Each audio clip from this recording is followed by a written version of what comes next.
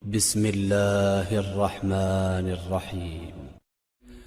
الحمد لله الذي أنزل على عبده الكتاب ولم يجعل له عوجا قيما لينذر بأسا شديدا من لدنه ويبشر المؤمنين.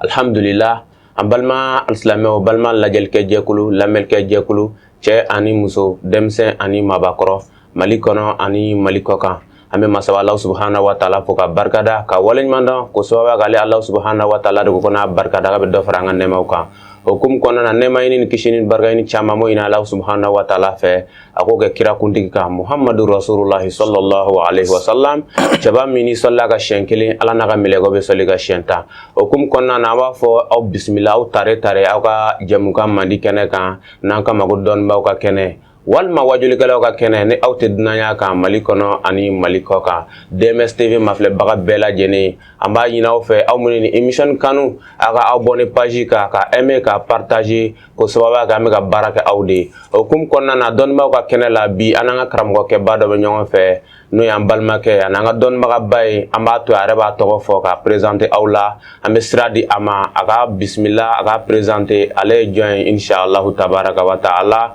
Ustaz, salam alaikum. Wa alaikum salam wa rahmatullahi ta'ala wa barakatuhu. Abbalmakɛ n'a kɛ kalani n'a kɛ giribukɛni no Abdul Mu'min Male u bɛ wele karamɔgɔ Male Bamakɔ Ɲamakɔrɔ Zawiya Alimami.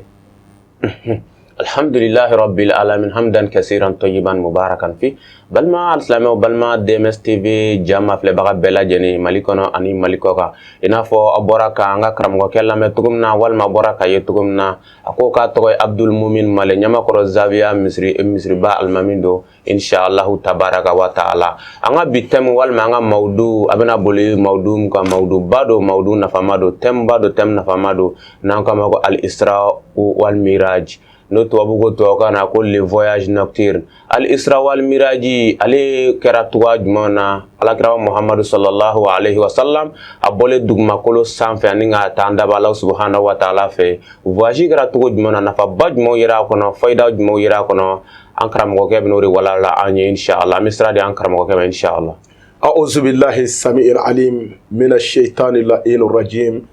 bismillahir rahmanir rahim alhamdulillahi rabbil alamin صلي اللهم على سيدنا محمد الفاتح لما أغلق والخاتم لما سبق ناصر الحق بالحق والهادي إلى صراطك المستقيم وعلى آله حق قدره ومقداره العظيم الحمد لله القائل سبحان الذي أسرى بعبده ليلا من المسجد الحرام إلى المسجد الأقصى الذي باركنا حوله والصلاة والسلام على سيدنا ومولانا وشفيئنا في يوم لا يملك النفس لنفس شيئا والأمر يومئذ لله السلام عليكم ورحمة الله تعالى وبركاته. أستاذ كمان قلماك يني كستك الله تعالى فو نيجا على ولي مندو فربا الله تعالى من يامبو صلو أرجبانا نيجا يني أرجبا جرانا على كاكا فولا كالله تعالى ولي مندو ولا صلو أرجباني يني تاتي كو چمان غلا كونو كو چمان مينا أكونو دو صلاة أكونو على كهينا نسلم شو بلا جلينا dɔw banana k'u da dɔgɔtɔrɔso la ala ka lafiya kɛ u ye jakun wɛrɛ bɛ dɔw kan dɔw yɛrɛ hɛrɛ ko sɔrɔ a kɔnɔ ala k'u kɛ hɛrɛw jidi o tuma ni ala y'an sigi tabali kunna bi ko dɔnnibaaw ka tabali geribuw kɛlen k'u yɛrɛ ye o tabali kunna an bɛ ala de fo ka ala waleɲuman dɔn n'o tɛ ni ko dɔnnibaaw ka sigiyɔrɔw bɛ dɔnnibaaw ka tabali an hakili bɛ jigin Sheikh Ismail Daramɛw de la yarabi ala ka hinɛ ni silamɛsu kelen la bɛɛ lajɛlen na an hakili bɛ jigin Madu Dumiyaw de la Ɲamakɔrɔ Malik Kishiki a hakili bɛ jigin Sheikh Sherifu Usmani Madani Haidara de la nin belebele ninnu an b'a ɲini ala fɛrɛ bɛ ala k'a ɲɛmɛ o la Ustazu n'o bɔla yen sa an bɛ salatu kɛ kira fɔlɔ ni kira laban kan a n'a so dungo a n'a ka sahiba sanumaw ani jɔnɲuman minnu y'u sen da olu senna ninnu na fo ka se donaba ma an b'a ɲini ala fɛrɛ bɛ ala k'an bɛɛ lajɛlen ye o jamakulu cɛla Ustazu n'o bɔla yen arabuw ko ten ko li kulli makamin makalin wa li kulli rijalin halin a ko sigiyɔrɔ bɛɛ n'a kuma don wa cɛ bɛɛ n'a lahalaya don an bɛ waati min na sisan nin waati ye waati baw ye a waatiw man ka tɛmɛ ten o tuma aw yɛrɛ min ye nin waati in ta sa ninga image do ta ala ke di moko ma internet save WhatsApp save YouTube save Facebook save ame aw fola no e DMC TV ka damina directeur général ka tasi directeur programme ka tasi cameraman no journal suma a barakala be amba bele jile fo ka bele jile wala mo ka ka ne femba de parce que jebe de be réseau kono ka yala moko ka poche kono bi awo sani ka fo almami ka fo salamu alaikum iba fo salamu alaikum iba ka te ba soro do ko mbirle be ko telephone otuma femi mbey o kala wajibi anga doni dina ko e unno fe o bulo kono afle wati mina sani wati bay ni ko arajaba e kalo bade Allah tala ko kale sa kalo da ka kalo tan fly o kalo tan fly na ko la horma kalo nani bala o la horma kalo nani ala pisa ka tima kalo toka ka damina furangala kalo selba kalo ka tase jomena kalo ma o sabatu kule menwana kunga ko keleme ka fo ma ko fardu o keleno kun fana be ola o fardu ye dum no ba kelena o de arajaba anvla o de la tawsazu usazu halla dana ala ka arajaba bunya fo qur'ane kono e femi bara na kabu o de mate Allah taala kala ka ko baw chama fana ka arajaba kono halla dana o ma akaka arajaba bunya ka jira mu ko la ado admenye ala kraka sana yela ina fo walada o minye anvla sa yela ma de lawo halla dana o ma silamo ka ko tako ka dombay nugo korota u ka tarku kono kam go hakil jigola o de mate selmi vlambulo sel farda duru min vlambulo o fana sa elema anvla o de lene no arajaba kalo parce que adila ala krama de aka sana yelaina wala da bina ta sama no bolay usazu nin kalo bay halla dana sidna aliyu karamallahu wajhahu o tama dugole anga tarku kono ale bagina kabin ngalo ma halla dana o ma kalo nga kan yarmaya o da mate ningalo belel ba min vlene Sheikh Ibrahim Yasir Kaulaki ale bangina ningalo ngono halla dano ma usazu ningalo e kalubay usazu amisaki amina yika warada ma no de sanayele ye fembaye arajaba fana ye fembaye kada ka ko baw bi ka wati baw de kono e ma siti Allah taala kuma na alquran kono ko subhanallazi asra bi abdihi laylan min almasjid alharami ila almasjid alaqsa Allahu akbar usazu fami wala dabba de ben ngumay ngono akoy ka do ale Allah taala ara yere tan folo ninga suwana foka yere ba suwana foka da Allah taala ko jugo ako subhanallazi sanabe masay masad nan godo aha min damana naka jongay wala ala yɛrɛ b'a fɔ a yɛrɛ ma ko subhanallah o ka di Ala taala kojugu e ma ye dɔnnibaw ko nin nkalon in jɔla k'i k'i hakili to a la ko dugawu jaabi b'a kɔnɔ k'a daminɛ kalo in tile 10 fɔlɔ la ka taa se a tile 10 filanan daminɛni ma i n'a fɔ k'a daminɛ a tile fɔlɔ la ka taa se tile 10 fɔlɔ in laban ma sa n'o ye tile 20nan daminɛ k'i k'i hakili to a la ko tarfata ayini b'a kɔnɔ dugawu jaabi la aw fɔ min ma ko tarfata ayini kunu fa yakunu k'o b'a la ala tɔgɔ jumɛn ye ni ala wela la a waati réseau bi dayɛlɛ ye i ka appel ta répondeur kan k'i ka hakili to a la subhanal ahadu as-samadu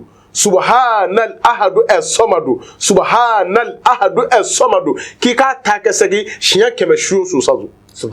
subhanallahi al-ahadu as-samadu k'i ka ta kɛ segi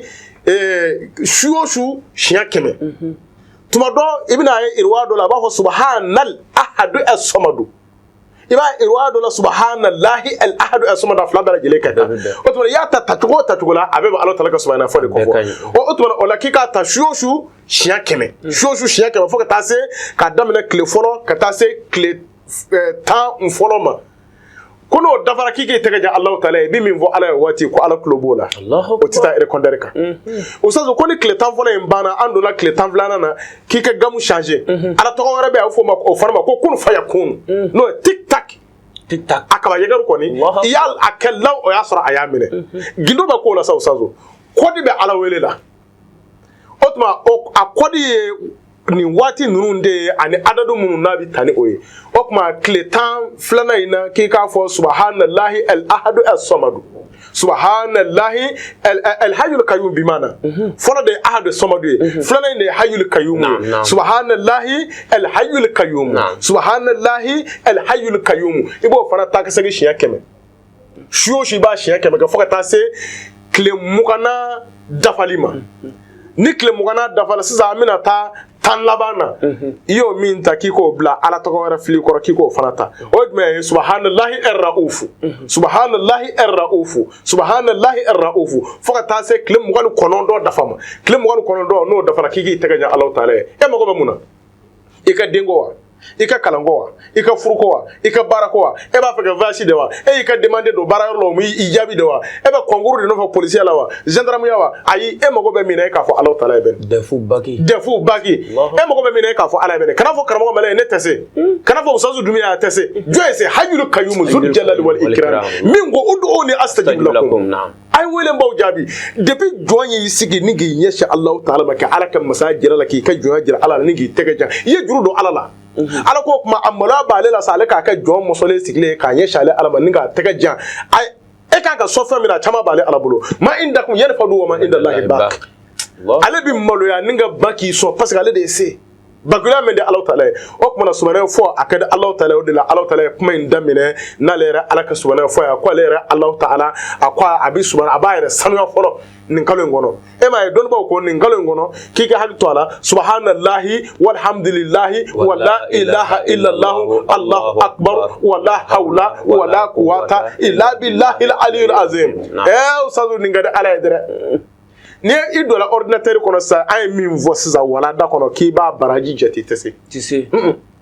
mais ni ko baraji tuma dɔ an ye b'o la lahara de o kuma o lahara lama an b'o to yen sa o ka bila an ye lahara ye o kuma nafa t'a la diɲɛ na wa nafa b'a la diɲɛ na dɛrɛ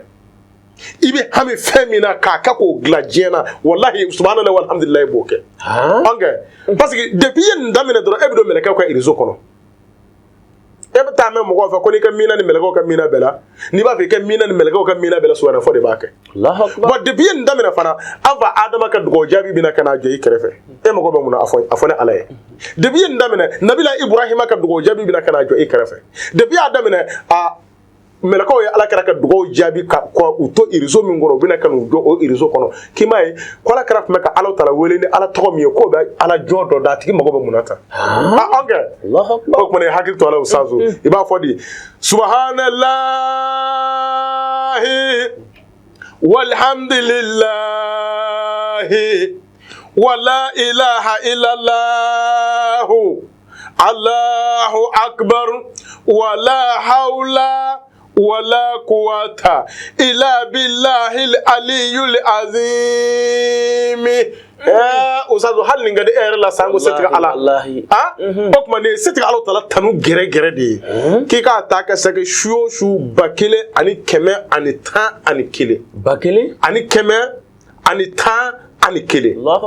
su o su i jija i k'o kɛ i m'a ye ni Ala t'i fɛ k'i ka dugawu minɛ n'i y'a daminɛ sunɔgɔ bɛ n'i minɛ i bɛ ɲami i ka jate la i tɛ se k'a kɛ nka ni Ala b'a fɛ k'i ka dugawu minɛ a bɛ taa ba kuma min na i b'a sɔrɔ e bɛ courage ta ka taa fɛ i bɛ nisɔndiya ka taa fɛ i b'i tɛgɛ jan Ala ye kuma min na fɔ fiɲɛ sumalen dɔ bɛna lama i la ten payi o fiɲɛ sumalen min bɛna lama i la k'a kɛ komi kilimu bɔra fan dɔ fɛ ka na kilimu tɛ yen koyi mɛlɛkɛ de bɛ yen k'i fifa i ye min fɔ a diyara o ye k'i ka dugawu jaabi la a b'o de ma ko dugawu jaabi réseau o de ye dugawu jaabi fiɲɛ sumalen ye alhamdulillahi rabbil alamin alhamdulillahi wa kafa wassalatu wassalamu ala al-mustafa balma alflamé balma DMS TV jakanso ma flabaga bela jene malikono ani malikora che ani muso demsa ani mabakro nina fo anyanya fo aw nyana kuma nyabla kuma kon nala tugum nanga karamo ke ba nanga almamba Abdul Mumin Male albaga buli wala nabam ga ole ori al isra wal miraji ne anka ma ko les voyages nocturnes nanka ma ko kiraga sanale kira tuga jumo na bunya ba jumo yira ko nafa ba jumo yira la al ustaz Abdul Mumin Male abaga kuma subhanallahi nafawdeka abunya be tugo di ikangi ga kuba glana tugo di ni be examen la wal me be konguru la wal ma hamiyo hamimila ikango ta tugo di subhanallahi kango beyana ba tugo na abodeka halsa abe kuma da Abdul Mumin Male ma ga temere inshallah o usazo aminale amin maka belebele la no yi ketemu ko sana yele mi mo kabakoya ko sana yele kadaka akala kabako na yuma de la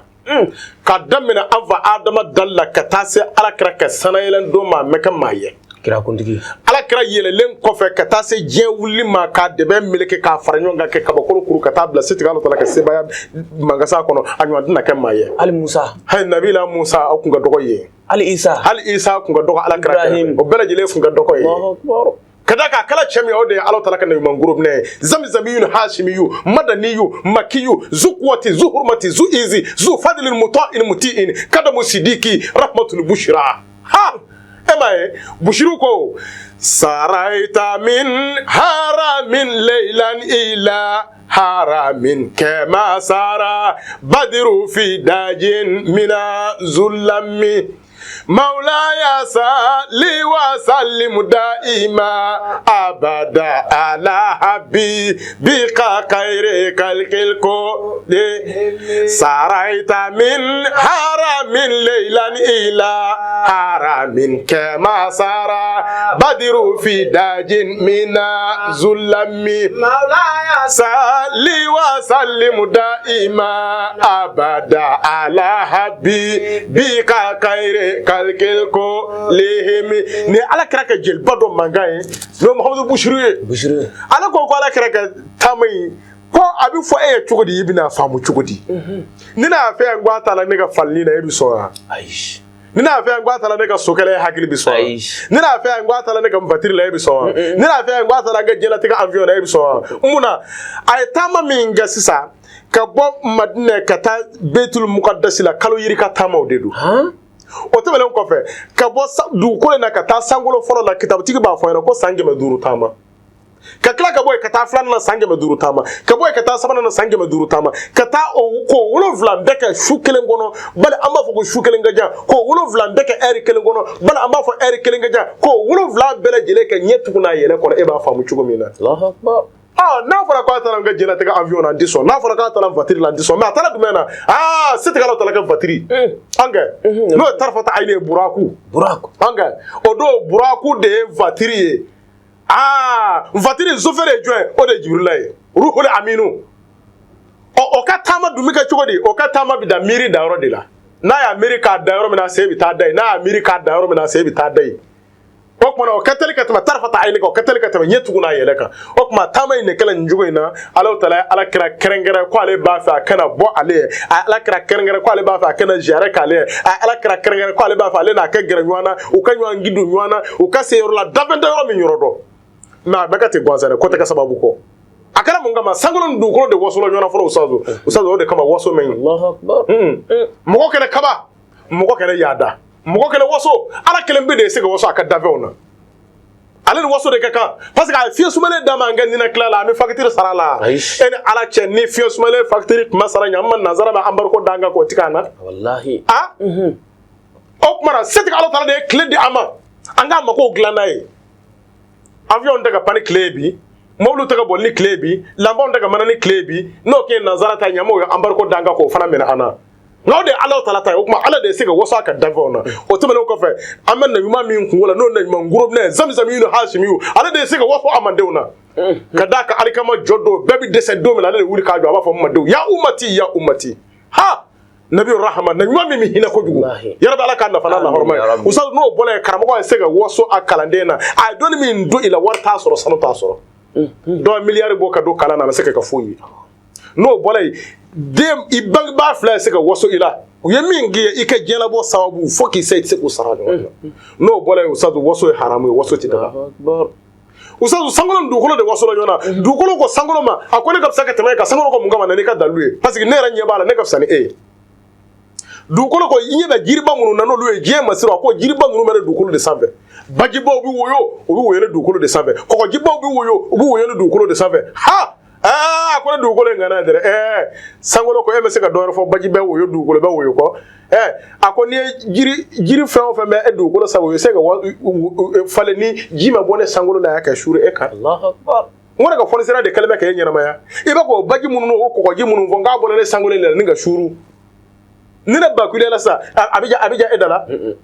ha akọ kuma na ebi woso no na ngokulu bo de be ne save ebi woso no na ngo arafa kulu de be ne save ebi woso no na sangolo kwa ma ku damene sa akoy ke ku ekun jameni akoy yata dolo nye dumo na wa munu mi kebe akoy ke ku jameni yata kalo lawa munu mi kebe akoy ku jameni yata kile lawa mimi lamaga akoy bele jele to ide misali mishu aka ku yemunyi dukolo kwa ma ko aljine akoy la aljine be soro dukolo laiwa wal jine be sangolo de la ya anga ema ni jo fatula ko ni ubi yele kata safe barzakula jo mo ni ubi yele kata ide wuta no ma alo taraka hinenai Allah taala bina kadu ma fadkhuli fi badi wadkhuli jannati Allahu akbar ako aljina bene sangolo ne la ya abi salmin gama abi shumin gama abi hijika min gama ako bene sangolo ne la aljina horomuso hasikay murati munu mene aljina horomuso o dakasa tibo aljina horomuso munu da pour di mujido aljina horomuso ha munu gama gorla kasati bo hasikay aljina horomuso munu chekay kojugu u chekay katba jina ka u chekay ni endu denyi akolu bene sangolo de la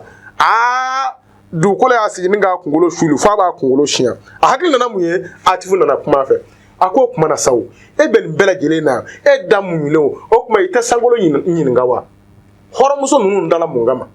aljine ndala mungama meleka ndala mungama janama akwa tote sa tote nyinga dalu soro o kuma du kolo soro la kara boki josa nigi kunja ka sangolo la ja akoy meseka doro fo aljine bena janama bena ko akone bo jatewa e ka aljine be mungama adala mungama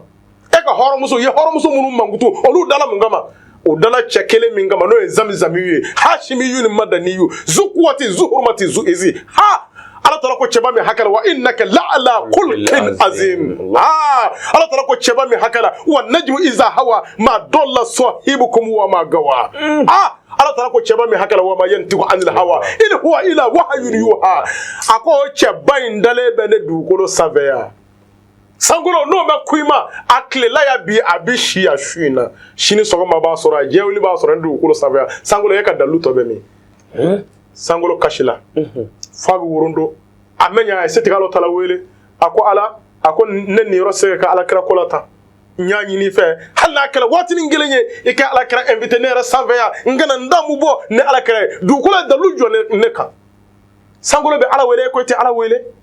sangolo mo be la hormane ko mo ta la hormane e bila ka join kuma min no kala ala tala ko sangolo ma ko yika dugo jabi o kuma yika dugo jabi o tala be mu ma ala tala nana ala melaka jibrila ci ala kirama ko ale mako be ala kirala do sallallahu alaihi wasallam mako be ala kirala akota nga buraku jabala la de ikata buraku do no fe ikata nga chebay no fe akan zoroya kuma minu tala jibrila tala kata buraku laje ya so buraku do brile be o yere be ka ala wele kolu ya me ko na nyuma na ba bina yele kana sanve o abina yele ko na bina ko buraku do abi yele buraku do de kakena o warasa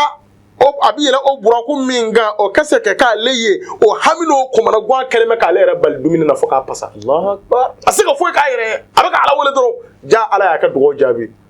melaka jibril aywa buraku bawla je munu cheke munu jeleno dawla be munu na atemana lu be ka ninga tani mbirlen soro kashinga o pembete akocho wuli ala kala tikanana wuli ki jo tika dugo bela jele jabila wulanga ta dave na so herema no fa du ko koka akole ke do mi ni Allah taala fa bido me munya sama aka ala wele u ka soro kana ninga na bilebele da kongo wala ko Allah taala ko amako bila komini ama foro ka dashi ninga ta fere mena zilzalam betul muqaddas la ka damena aba adama na ninga na blan nabila isa la na ma ba kamene ba mukan saba e da aba mukan nanane abela jele jole men ninga e kona ni watina kira kama saba an ta'alif la e da tan saba na abela jele jole men ninga e kona zilzalam misir la ni watina ko tigi binale bilbila binale onu nale me cheba minga mi soro ko cheba yira bino bina kan utaka da teke ka baya kai o da mate o bu do ko faka jogo flaseli Allahu akbar o kuma kira soro la ka tamad da mena o la sisa aw fo dima ko el isra'u wal miraj sanayele ni isra'u yo folo o soro ko sanayele de damena sisa sa o kuma o benale fo kana kuma chamangara o kona fo kana fere da shi zilzalam misrdala cheba soro la ka wulini bu jo o la sa nabila ibrahim mbay nabi isa mbay nabi isra'ila mbay ne ma ba kemeni ba mukan saba abela jene dafele bo yoro wula ku jo ninga belebele ngibe e ma halisini ni karamo bina do kalam blon kono kala do bi wulini ngu jo depuis le ndo adam nade e ma hali sorda su ka fena hali conseil de ministre la ni président bina lo parce que patron bina ni président bina do ba be wuli ki jo nga fa fla mula anga me isigi ke ne isigi ma ara conseil de ministre wera mi fo ko ma ara bina fo ko ma ara bi bla e place la wono jama ka bonu maye ko te ka sababu ko na mo zorla ka wuli ningu jo bele sorla kana do ha chaba mi nyuanda Allah taala ka dalla hali sugula ka ala kira do min o dugu je sogoma usado e wuli chugo ma to wuli chugo tike wallahi ino so jele be wuli chey ni cheken ko dugu cɛkɛ in Ala Taala ka danfɛn bɛɛ lajɛlen jogo la ani danjogo la o kuma belebele in nana don a bɛ k'i da ma taama mɛlɛkɛ Jibrila o de y'a kɛ dalaminɛ o don o de bɛ k'a sɛnsɛn kana don Ala Taala ka cɛba ninnu cara wulilen k'u jɔ o kuma a k'u ma k'u sigi u y'u sigi u k'a kɛ conférence min kɛ u y'o conférence kɛ o tilal'o la sisan ale k'a kɛ yɛlɛ sisan a k'a kɛ yɛlɛ cɛkɔrɔba n'o ye Nabi Ibrahima o ko a ma ko a ko n den a ko e se ka taa nin jogo in na dɛ an kun bɛ k'e kɔnɔ yan min kan ka fɔ o fɔ la nka kɛta bɛɛ bɛ banni a ko ye jumɛn ye a ko a kɛ k'a fɔ an ka jɔko fila seli e ka sɔrɔ ka yɛlɛ jɔko fila in bɛna seli jɔn bɛna kɛ alimami ye a ko komi e ye kɛlɛw kɛ cɛkɔrɔba ye e kuma e ka bila mɔgɔw ye a ko ne tɛ se n tɛ se ka mɔgɔw seli bi ko Nabila Musa bɛ yan e ni Ala Taala kun bɛ kuma ko n bɛ yan dɛrɛ a ko nka bi alimamiya ne si ma so ye fɔlɔ Nabila Musa ko ten u ko Nabi Nuhu bɛ yen wa Ala Taala e min si jɛnya ni ka tɛmɛ na ɲuman bɛɛ lajɛlen ta kan ale si san 1000 kɔ Nabila Nuhu a ye san 950 a y'o de kɛ wajuli kɛ san 950 o t'a si hakɛ ye dɛ a si san 1000 ani 100 jɛtɛw de don o ko Nabi Nuhu bɛ yen mais est ce que i b'a dɔn a kɛ o san 1000 kɔ kɔnɔ a sala don min na numu cɛkɔrɔba dɔ tun bɛ Bani Israila o don o numu cɛkɔrɔba a ye mɔgɔw taatɔ ye kaburu don na ko mun kɛra ko Nuhu min ye Ala wele f'u b'a minɛ ni k'a bugɔ k'a fɛngɛ ko Nuhu de fatula ko Nuhu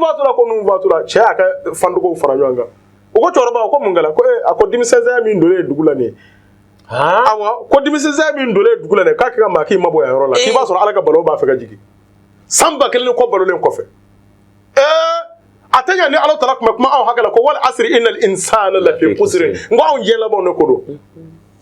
kuma in faamu na wa Nabi Nuhu ka kuma surunya k'a di ma Nabi Nuhu ko k'ale se ka mɔgɔw seli Isa ko k'ale se ka mɔgɔw seli Ibrahima ko k'ale tɛ se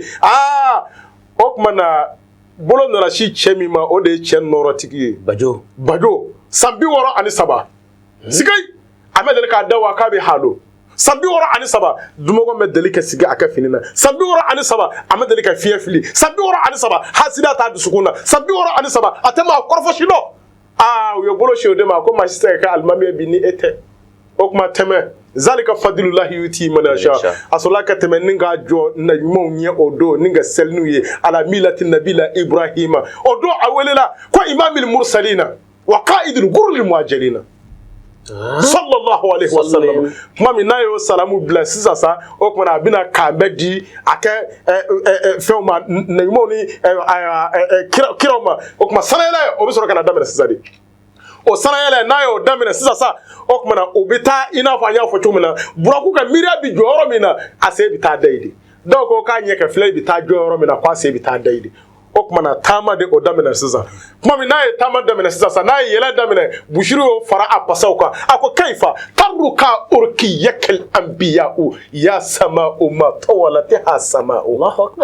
lam tazal fi doma'iril kauni tuqtaru lakal ummahat wal aba'u sikai كيف ترك أركياك الأنبياء يا سماء ما طولتها السماء أنت مصباح كل فضل فما تصدر إلى أن ضاحك الأدواء ne bushiru manga ye ko ala kira ni joge kasa ale ta to fle 120 na yuma to kun jele fle ni ngalaje yala ala kira na yuma to bi se ka kenya wa se ka kenya ako ala kira ala tala de esugande depuis azalla depuis ava adama ben medda depuis sangulo tay depuis dukolo tay depuis I hakili be mina o tay depuis fie tay jitay ala tala de esugande ka kila kana ne farkolo la ni kana ni ye babbaw la kana ne fa bawla ni ga sora kana bila amba amene ta de bela jon e ke kane o kuma sɔrɔla ka sanayɛlɛ daminɛ o yɔrɔ la yen ustaz a ye sanayɛlɛ daminɛ sisan u bɛ taale ani Jibrila bɛ taale sisan kabakoba de bɛ kuma in kɔnɔ sisan u taala taa cogo min na ne y'a fɛ ɲɛna cogo min na n'i nana n'a ye anw ka hadamadenya kɔnɔ fɔlɔ u bɛ ka taa cogo min yɛrɛ la fɔlɔ n'i yɛlɛla so kan k'i b'a kɛ fiɲɛ b'i faga awɔ ka yɛlɛ so kan k'i bɛ nin boli sogo sugu kɛ ni so sera k'a boli sogo kɛ fiɲɛ bɛ e yɛrɛ faga mais a taala fiɲɛ bɛ fɛn k'ale la so bɛ ka taa fɛn bɛ k'ale yɛrɛ la fɛn bɛ ka so la u bɛ ka taa o taacogo la bon an k'a kɛ o waati sa a kɛ ka hadamadenya kɔnɔ sa hadamadenya kɛ o ka k'o ye hadamadenya kɔnɔ sisan u taara seli yɔrɔ min na u selila u bɛna yɛlɛ yɔrɔ min na sisan bon sisan dɔnni nana ye ko yɔrɔ dɔw bɛ yen sanfɛla fiɲɛ dɔw bɛ yen n'i taara yen ni kasike wɛrɛ t'i kunkolo la ka ninakili ni fɛn wɛrɛ ye o fiɲɛ n'o kɛli kɔnɔ o bɛ ka pɔsɔn da a b'i faga mais ale taalen filɛ sisan a bɛ ka balo ye o waati b'a sɔrɔ ale bɛ farikolo jumɛn na bon ka taa se sankolo fɔlɔ donda la a taara sɔrɔ mɛlɛkɛw bɛɛ lajɛlen jɔlen bɛ u sen kan ko belebele bɛ nalen dɛ zamizamiw bɛ nalen sankolo gulolen bɛ cɛba min lahɔrɔma na a bɛ nalen dɛ usazu sanayɛlɛ ye fɛnba ye n'a don sera usazu hakili to a la sanayɛlɛ don su arajaba kalo tile 27 tile 26 tile bele ka dugu jɛ 27 don na n'a don su sera e k'i sigi dɛ i kɛ seliji ta n'i ye seliji ta i bɛ jɔ ko mugan zɛli jɔko mugan a jɔko mugan a bɛ taa bɛn salamu bilako kama a jɔko mugan bɛ seli cogo da don sika a don ma nɔgɔ dɛ a don b'a sɔrɔ iriso bɛɛ dayɛlɛlen don dugɔja bɛ iriso bɛɛ a don n'i ye seliji ta sisan n'i nana i jɔ golo kan jɔko fila o jɔko fila i bɛ salamu bila jɔko fila o jɔko fila i bɛ salamu bila sisan n'i jɔ sisan usazu n'i ko Alahu akibaru n'i ye fatiha kalan k'a ban suratul ikilasi kul huwa Allahu ahad Allahu samad lam yalid wa lam yulad wa lam yakul lahu kufuwan ahad ni jamu bɛ Ala la usazu ni no kul huwa Allahu mɛ sanu fɔ a mɛ jama fɔ a mɛ diɲɛ fɔ a mɛ lahara fɔ a mɛ kiti wɛrɛ fɔ a ko Ala kelen pe k'a daminɛ fo ka taa se a laban ma a bɛ fɔ o de ma ko Ala yɛrɛ jamu nin ka di Ala ye kojugu jogo kelen o jogo kelen fatiha kɔfɛ kulu wala o siɲɛ kelen jogo kelen o jogo kelen fatiha kɔfɛ kulu wala o siɲɛ kelen jogo fila o jogo fila i bɛ salamu bila jogo fila o jogo fila i bɛ salamu bila ni salamu bila ko 10 dafala o kɔrɔ ye k'i ye joko 20 sɔrɔ o sazu n'o dafala e k'i sigi dɛ i ka kɔlɔsi ta kulu wala min ni nafila in zɛlilen o dɛ e k'a ta ka sɛgɛ siɲɛ 100 kulu wala siɲɛ 100 i sigilen o sazu ni Ala sɔnna e ka nafila seli ni k'a dafa k'a wurudi kɛ ni k'a dafa i tɛgɛ jan Ala ye i mago bɛ mun na o kɛ ka ɲuman ye sa dɛ n'o tɛ Ala m'an kisi la hali juguman ɲini Ala fɛ Ala tala ko k'ale b'o dilan awɔ o don su Ala banko tɛ yen o don su Ala dɛsɛnko tɛ yen a k'a kɛ wele irizo min kɔnɔ dɔrɔn i sigi o irizo kɔnɔ i ka Ala wele nka n'a bɛ Ala wele o sazo an ka Ala wele ni ŋaniya ɲumanya ye juguya ni hasida ni bɛnzɔngɔnɛ tɛ foyi dilan e ka kɔlɔsi ta k'i sigi kɔrɔ k'i balimakɛ ta cɛ a bɛ mun ɲɛ o ta cɛlɛ bɛ mun ɲɛ e ye dɔw yɛrɛ bɛ na i nɔfɛ u kɔrɔmuso u sinamuso den bɛ dɛfo la a bɛ baki la k'ale ta ye dɛfo kɛ o m'a sɔrɔ bon ko kɔrɔmuso ta b'a la ou bien dɔgɔmuso ta b'a la k'i ka fɛɛrɛ bɛɛ kɛ ko k'o gɛn ko k'o fana kɛ n'a sɔrɔ n ko kun bɛn b'o la ayi ko karamɔgɔ ko tɛ sa n'a bɛ bɛn fɛn o fɛn m'a fɔ n ye wa n'a bɛ bɛn fɛn o fɛn ma n'i y'a fɔ a b'a kɛ mɔridenw a kɛnɛ o kɛ a kana walidenw da cɛ maa se ka i sigi waliden da cɛ kan ko Ala b'i kɔ dilan i bɛ mɔri caman ye n'u sala u ka du bɛ ci k'a yɛrɛ kan a bɛ sɔrɔ nan a cogoya de fɛ o sazu sanayɛlɛ don su nin kɛ teli kojugu dogo jaabi la i hakili to a la o sazu o tɛmɛnen kɔfɛ sanayɛlɛ don su ni maa min sera sanayɛlɛ don su kalo tile 27 tile 26 ka dugu jɛ tile 27 na o sazu a Ala wele tarifata ayini dɔ fana filɛ nin ye suratul ikilasi kelen don jɔko 4 jɔko fɔlɔ fatiha kɔfɛ i bɛ kulu walaw kala siɲɛ 10 jɔko filanan fatiha kɔfɛ i bɛ kulu walaw kala siɲɛ 20 jɔko sabanan fatiha kɔfɛ i bɛ kulu walaw kala siɲɛ 30 jɔko naaninan fatiha kɔfɛ i bɛ kulu walaw kala siɲɛ 40 o sabu kulu walaw siɲɛ joli sɔrɔ la sisan siɲɛ 100 n'i y'a jate a bɛ taa bɛn kulu walaw siɲɛ 100 de ma ni nin dafara i ka tahiya kɔfɛ e k'i sigi dɛ i ka kulu walaw ta n'i y'a ta sisan kul huwa Allahu ahad Allahu samadu n'i sera samadu ma i bɛ jɔ yen Allahu samadu Allahu samadu Allahu samadu Allahu samadu Allahu samadu Allahu samadu subhanallah o ye hadamaden yɛrɛ kɛri bɛ taa n'o de ye Allahu samadu Allahu samadu Allahu samadu n'o bɔr'i la dɔrɔn joli bɛ jɔ Allahu samadu hali n'a harifu kelen perdu o la ni tasuma bɛ yɛlɛ tasuma bɛ jigin subhanallah Ala ta'ala hadamaden dilan kojugu i jija i k'o wurudi siɲɛ 1111 Allahu samadu Allahu samadu Allahu samadu n'o 1111 dafala o tuma i bɛ sɔrɔ ka sura tɔ dafa lam yalid wa lam yulad wa lam yakul lahu kufuwan ahad i tɛgɛ jan Ala ye i mago bɛ mun na tarfata ayini don a bɛ fɔ min ma ko kun fayakunu fɔ Ala ta'ala o yɛrɛ bɛ o b'a sɔrɔ Ala ta'ala y'o jaabi nin ye sanayɛlɛ bonya o dɔ ye usazu an b'o bila sisan alakira ase dala askale folo la sangolo folo la melakaw jole me so be ka kono utemene ko chamangela okono kata se flana ma melakaw joka defle ke nga kono kata se sabana ma melakaw be ka defle ke nga kono ubo bele jele na seti ala tara ko ku tele sa ale kan nyam anyana fi balela ba aba fa kaye ale ba fa ka bismillah utalo la usazu ka kuma koro ninga dima ka wati chuga kama ninga ta fere da sidratu muntaha krefe sidratu muntaha ala tara ka masaya jiri sumba uba fa ma kon domon ala tara ka masaya ndomono zun e ma ndomo e femba de ndomo zungele mi mamulo usazu hagi to ndomo na ndomo zungele fongoni malani hali jabati bi la jabati bi la nimito kale bulu wuli ninga mi usazu baradala ika jabati bana anga Allahu akbar hali furdim bi la e ka agli nyini beni ika furdim ni ke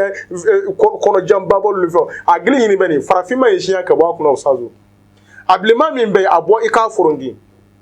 ika ka muguye ika dumunu ko be ka to ka adoni ntai ka ki da kono sazu e ma fo ke se ka furundo do e be furundo kenan yimi sisa Allahu akbar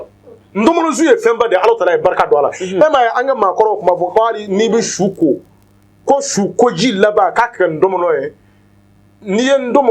ndomuno bulu ni ya achongo ninga keka shuko abiko komi iya do morkula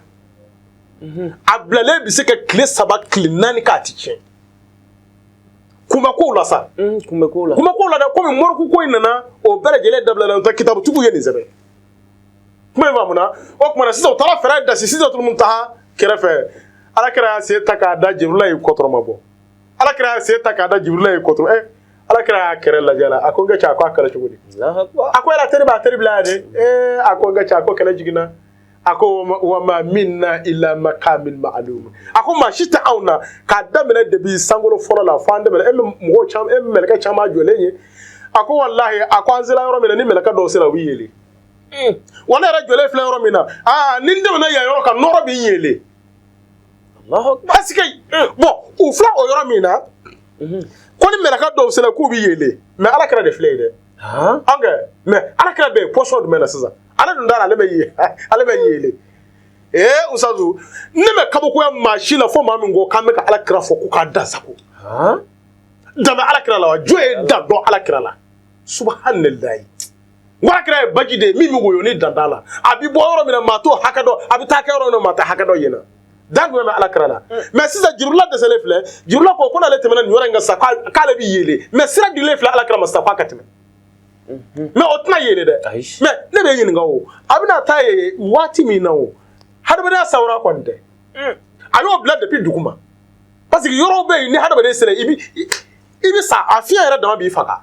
mais atmana yinga bon melakaw bi balo yoro mena sisa ala jole fle obina ko de la koni ni melakaw temana o yoro ka melakaw bi yele mais birebele temato fle zamzam yun hashimi yu madani yu makiyu zuqwati zuhurmati zuizi zufadil muta'in mutiin kana musidiki rahmatul bushra ema shogo fazazi kote hawa kuhula majidan lili wara wa jalalati hawa kuhula majidan lili wara wa jalalati وجاء بآيات مات كل كالتي فمن شهك فيه فهو هلف دلالتي فمن شهك فيه فهو هلف دلالتي أفي الحق شاك بعد ألف دلالتي تقدم مع ذكر مدى الدهر يقرأ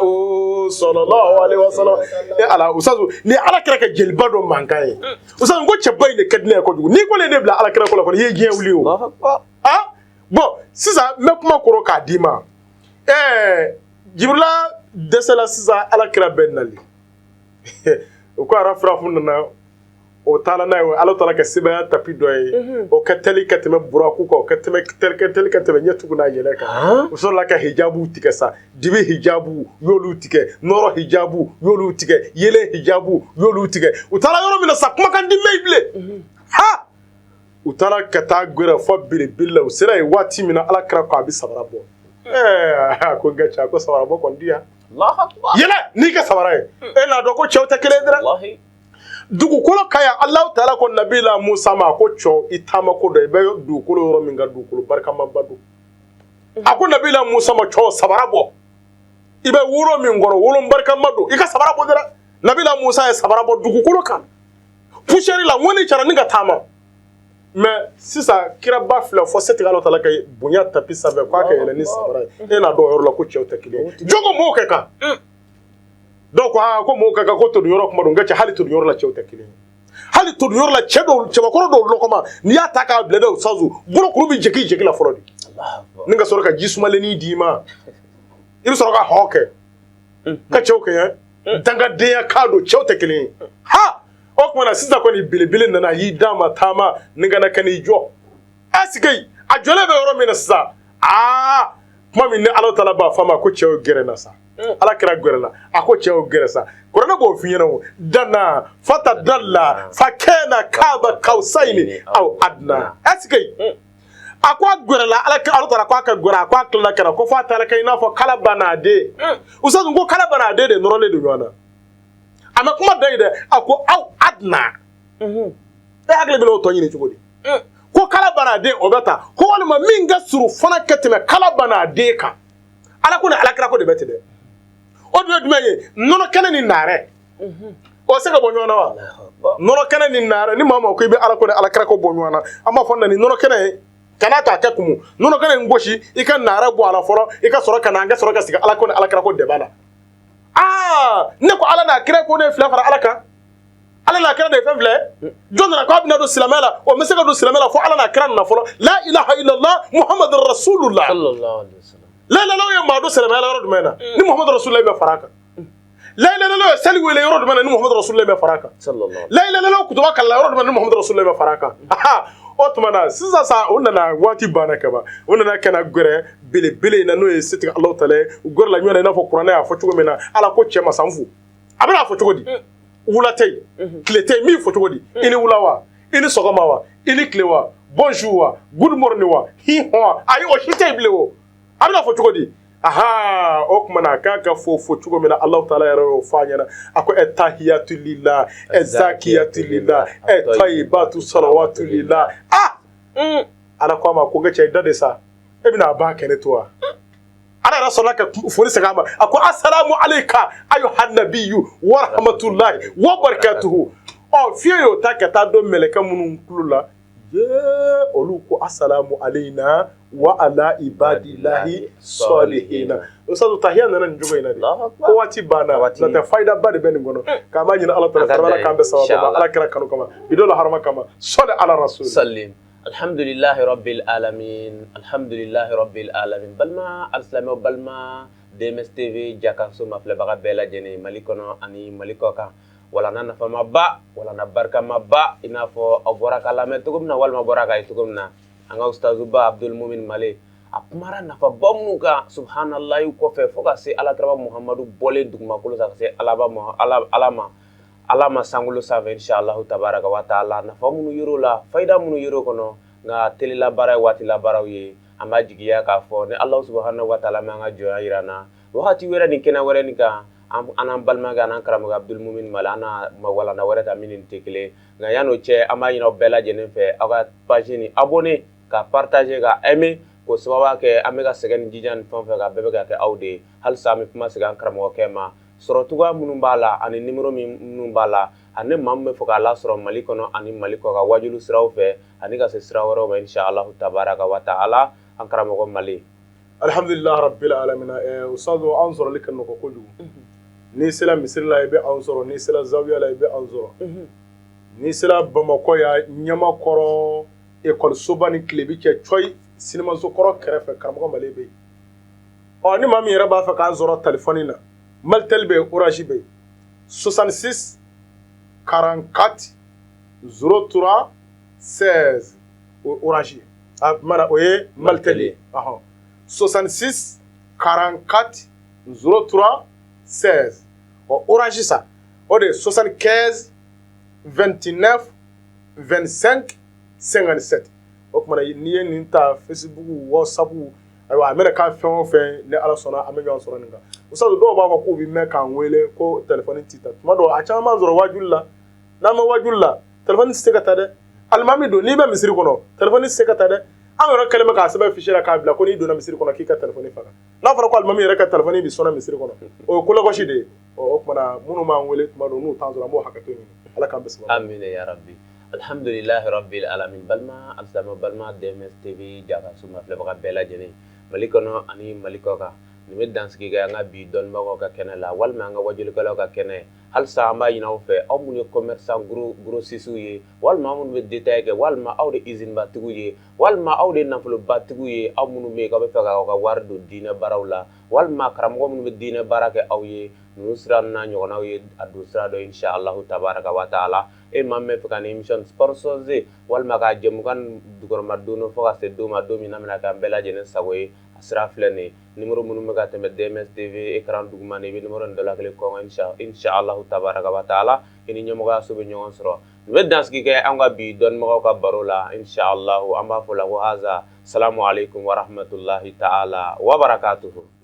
بسم الله الرحمن الرحيم